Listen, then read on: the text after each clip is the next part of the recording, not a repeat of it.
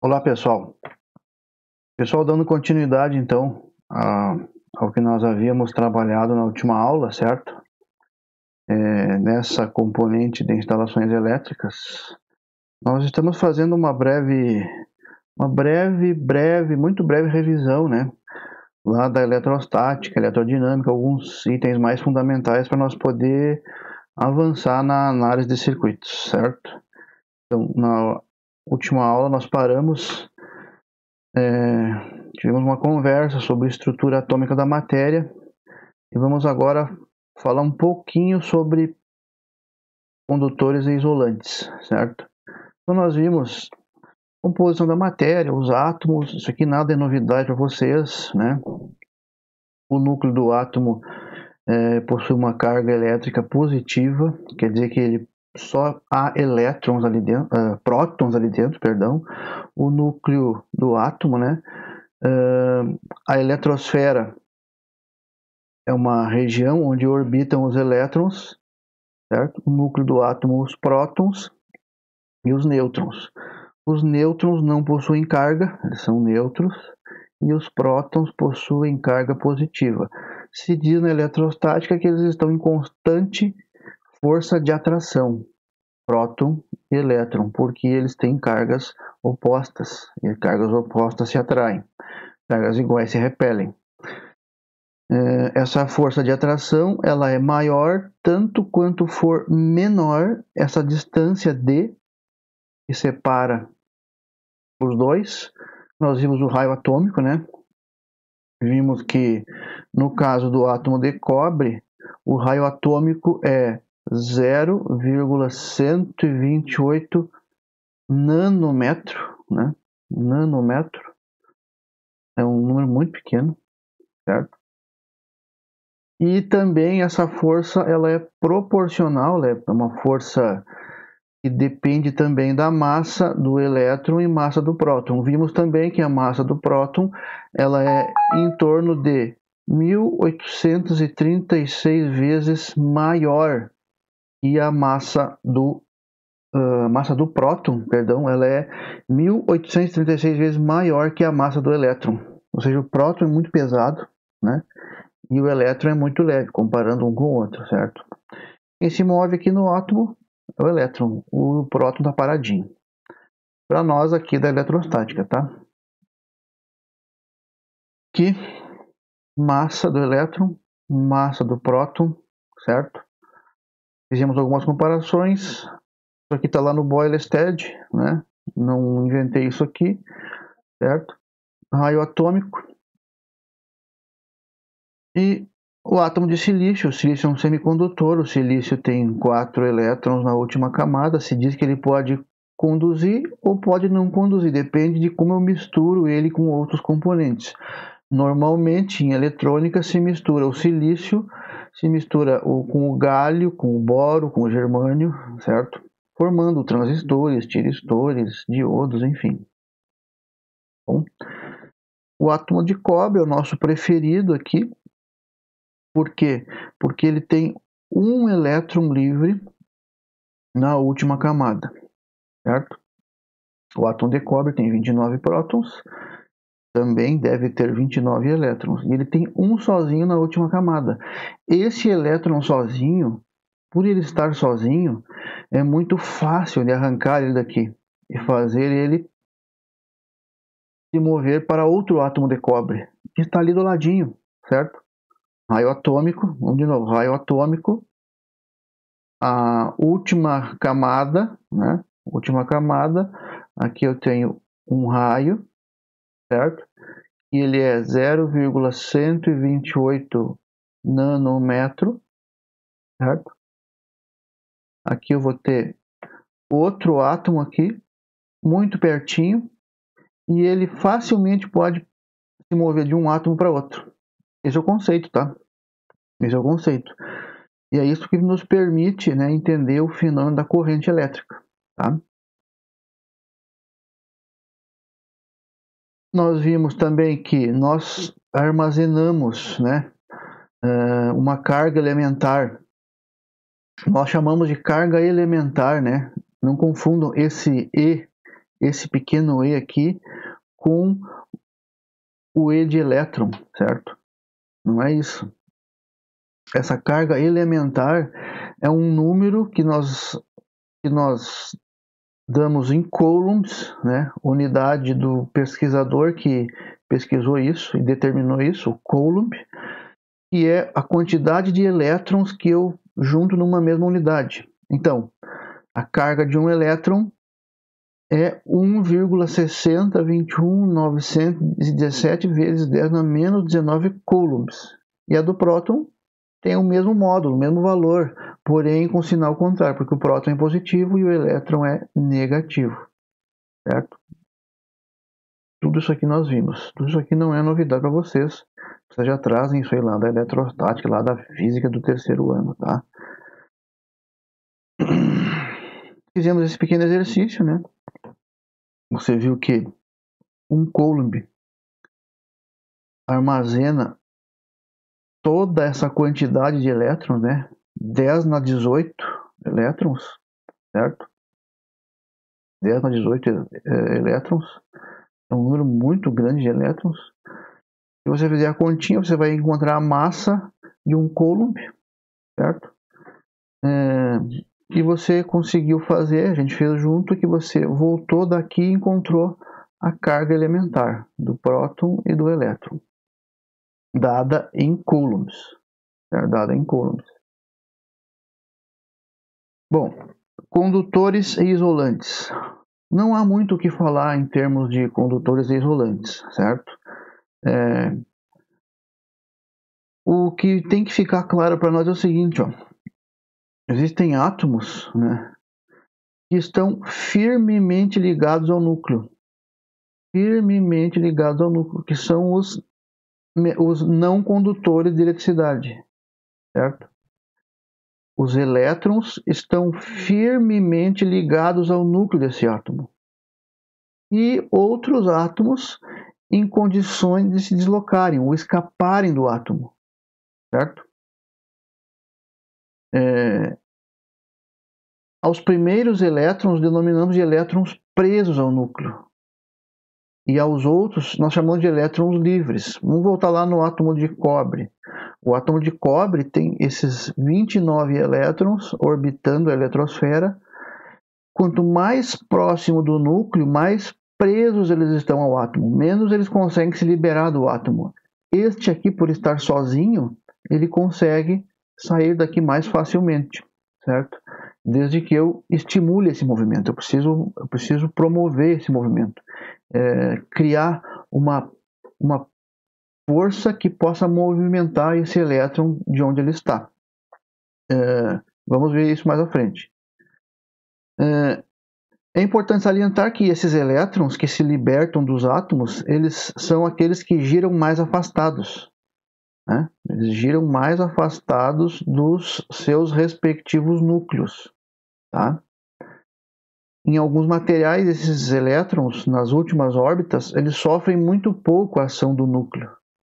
E normalmente eles se deslocam de um átomo para outro átomo numa espécie de rodízio desordenado, constituindo os elétrons livres, que é o que ocorre justamente nos metais e principalmente no nosso herói aqui da eletricidade, o cobre, é o mais usado, tá?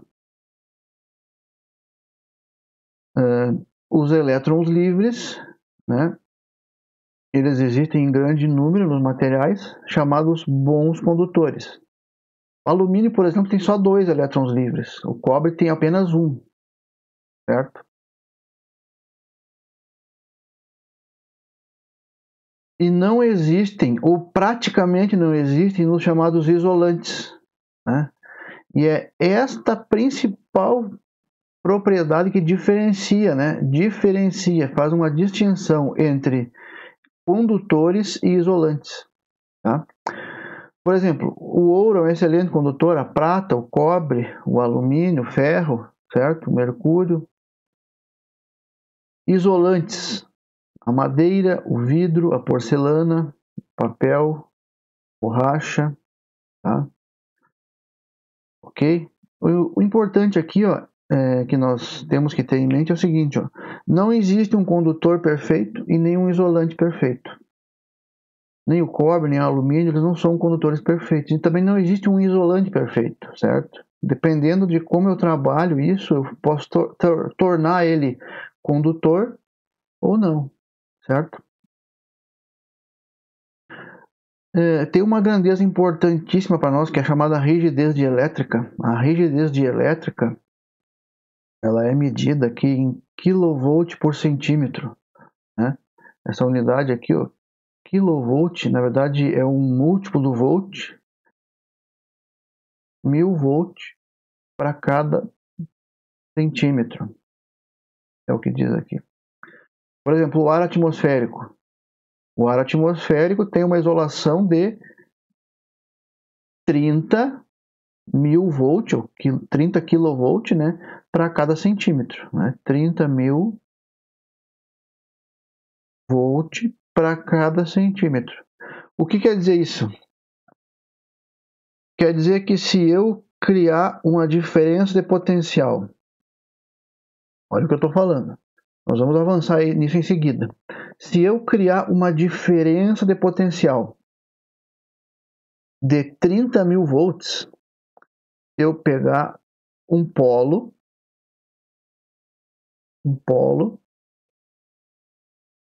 e outro polo, uma referência zero aqui, isso aqui pode ser a minha Terra, por exemplo, e aqui aplicar elevar esse ponto aqui a um potencial de 30.000 volts. 30.000.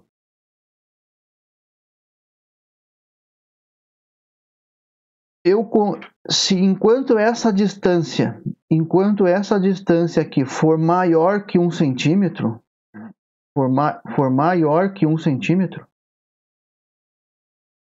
eu não vou ter nem um deslocamento, nem um escoamento de elétrons deste terminal com maior potencial aqui para a Terra, certo? Porque eu tenho o que nós chamamos de isolação. Então, 30.000 volts para cada centímetro. Se eu aumentar para 2 centímetros, eu posso aplicar 60.000 volts aqui e não haverá fuga, não verificarei corrente elétrica aqui. Tá? A porcelana, 70, a maioria dos óleos, né? 140, o baquelite, a borracha, né? Aí eu posso variar a composição dessa borracha, deixar ela mais pura, né? Aumentando isso para 300, para 350, né? Teflon, o vidro, né? Olha o vidro, certo? Então, por exemplo, se você tem uma canaleta, a canaleta está lá no seu pátio e você coloca lá uma placa de vidro dentro dessa canaleta, da sua canaleta, e tá o solo, e você coloca uma placa de vidro dentro dessa canaleta. Se você instalar um condutor, um cabo de alta tensão nessa canaleta, em cima dessa placa de vidro, certo? Você poderia elevar a tensão desse cabo, né? E se essa placa de vidro fosse de 1 centímetro de espessura, você poderia aplicar, por exemplo, até 900 kV, 900 kV, né? Você vai chamar de 900.000 volt aqui, e você não vai ter circulação de corrente do seu cabo, que vai estar sobre a canaleta, para o solo, certo? Você vai ter uma corrente aqui de 0 mA. Ou seja, você tem um nível de isolação de 900 kV. Você tem um isolante muito bom. Você está isolado, certo? O eletricista de rede de distribuição, por exemplo, O que ele usa? Ele usa pelo menos 4 níveis de isolação. Pelo menos 4. O primeiro deles é a vara de manobra. A vara de manobra bem manutencionada, bem cuidada, com silicone, né, aplicado toda semana, todo dia, antes do trabalho, ela tem uma isolação aí muito boa, muito próxima aí de 30 kV. 30 kV por centímetro. Ele tem a vara de manobra, ele tem a luva, né? A luva, aí depende da classe da luva que ele está usando. É uma luva etiqueta amarela, verde ou vermelha. Normalmente eles usam a verde, certo? Que é a que tem uma classe de tensão maior, classe 3. Ele usa o coturno, né? Um coturno de borracha isolante, próprio para trabalho em eletricidade. E ele usa, normalmente eles usam também um tapete de borracha, com espessura de 1,5 cm, 2 centímetros de espessura, certo? Então, 4 níveis. Então, ele está super isolado da rede. Né? A rede fica lá a 10, 11, 10 metros do solo.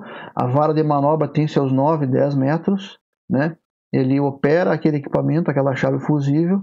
Né? Ele está usando a vara de manobra, a luva, o coturno e o tapete isolante. Certo? Por quê? Porque lá na rede, lá na média tensão, em relação à Terra, né? Em relação à Terra, a média tensão lá, ó, tem algo aí próximo de 13.800 volts. Aqui na nossa cidade, tá? Os alimentadores aqui são todos de classe 25. O que quer dizer? A tensão entre fases, certo? A tensão entre fases é de 25 kV. É nominal, né?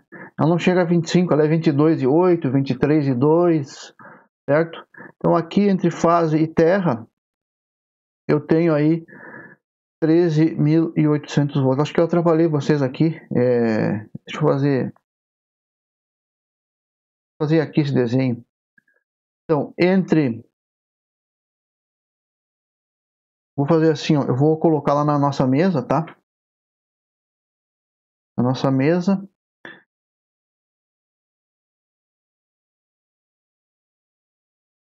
Então agora vocês estão me enxergando em uma tela totalmente preta, ok?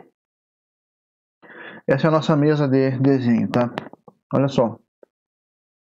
Então, o que eu estava dizendo para vocês? Eu estava dizendo o seguinte, ó. Os nossos alimentadores aqui na região, aqui no Salto do Jacuí, eles são todos classe de tensão, classe 25 kV, certo? Isso é nominal, tá, pessoal? Isso é nominal. É nominal.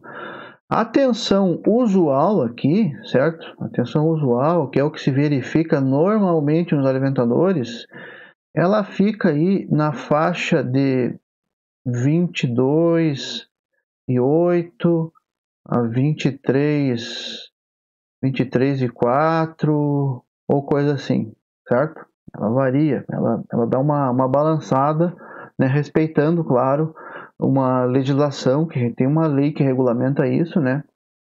Nível de tensão, isso está lá nas portarias da ANEEL, módulos operativos do ONS, enfim. Ok. Se você tem, por exemplo, um alimentador fase A, fase B, fase C. Eu estou falando agora da média tensão, lá na rua, certo? São aqueles condutores lá em cima. no poste, certo? Aqueles bem de cima, certo?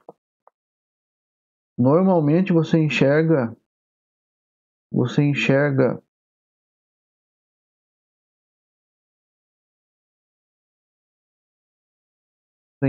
eles aqui na estrutura. Vou tentar ser o mais sucinto possível. Eles estão ali em cima, certo? Aqui embaixo, esses aqui de baixo é a sua baixa tensão.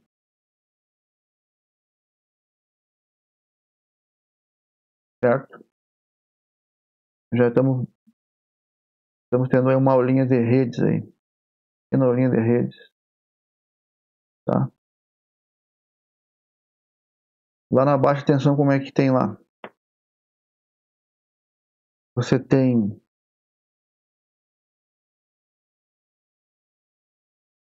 a baixa tensão. Você tem a sua baixa tensão e você tem a sua média tensão, certo? Então eu estou falando desses azuis aqui, certo? Esses azuis aqui. Aqui ela é classe 25 kV. Então, o que eu estou falando? Eu estou falando que lá você tem fase A, você tem fase B e fase C, certo? Fase A, fase B e fase C. Eu vou trazer para cá. Entre fase A e B, você tem 25 kV. Entre fase B e fase C, você tem 25 kV. E entre fase A e fase C, você também tem 25 kV. Agora, entre a fase A, entre qualquer uma das fases, tá? Entre qualquer uma das fases e o solo, você tem quanto? Daqui para cá, você tem 25 kV sobre raiz de 3. E isso aqui aproxima-se de 14.000 volts, certo? 14 kV. Então, quando o eletricista de distribuição ele vai lá com uma vara de manobra e toca o cabo lá na média tensão, certo? Ele toca o cabo com a vara de manobra lá na média tensão. O que ele está fazendo? Ele está se aproximando de um potencial que vai de 25 kV aqui em cima contra a Terra. E isso dá aproximadamente esses 14 kV que eu exemplifiquei para vocês, ok? Então essa vara de manobra, isso que é o que tem que ficar claro para nós agora, certo? Essa vara de manobra, ela tem uma classe de isolação. Ela tem uma isolação, certo? A vara de manobra do cidadão, ela tem uma isolação. Por isso que ele consegue trabalhar. Naturalmente, ele está usando a vara de manobra, que tem a sua isolação. Ele tem uma luva isolante, que também tem a sua isolação. Ele tem um calçado de segurança, que também tem a sua isolação. E normalmente eles estão sobre um tapete isolante, que também tem a sua isolação. Então ele tem, olha só, quantos níveis de isolação ele tem, né? Ele tem 1, 2, 3, 4 níveis de isolação, certo? Correto? Então tá. Vamos voltar lá pro slide, então. Ok.